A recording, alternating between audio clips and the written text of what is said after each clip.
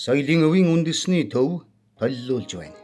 Дорнод аймгийн Халхгол сумын төвөөс хойд зүгт 50 км орчим зайд Шонхо 5 толгой хэмээх газарт намхан дэнжин өндөрлөг орой хэсэгт 12-оос 14-р зууны үед хамаарах хоёр хүн чулуун хөрөг оршин байсны цагаан гандик чулуугаар үйлдсэн бүтэн үлдсэн хүн чулуу Монголын үндэсний музейд хадгалагдж байна.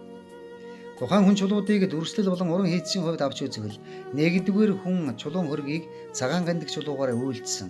Суугаа хүний бүтэн сийлмэл хөрөг бөгөөд толгоон орой хэсэгт бөмбөр оройтой өргөн хүрээтэй. Орой хэсгээс ард тийш унжсан өргөн залгаа бүхий малгайтай. Нүүр хэсгийн хөмсөг, нүд хамар ам зэргийг тун бодит эрхэмсэг байдлаар гаргаж өгсөн. Хоёр талын шанаа хэсэгт том жих, түүний ар хэсэгт доош унжсан олон салаа бүхий шилбгэр үсийг тодорхой гаргасан. Зүүн гартаа урт бариул бүхий хундаг барьж, баруун гараа өвдөг дээр нь тавьсан байдалтай. Түшлэгтээ эсэр сандалд заларч байгаа эр хүний дүрсийг тун уран чадварлаг уруулсан байна. Хоёрдугаар хүн чулуун хөргийг бүдүүн ширхэг бүхий боржин чулуугаар үйлдсэн. Толгой хэсэг нь хугарч өгөө болсон. Баруун гартаа хундаг барьж зүүн гараа өвдөг дээрээ авсан.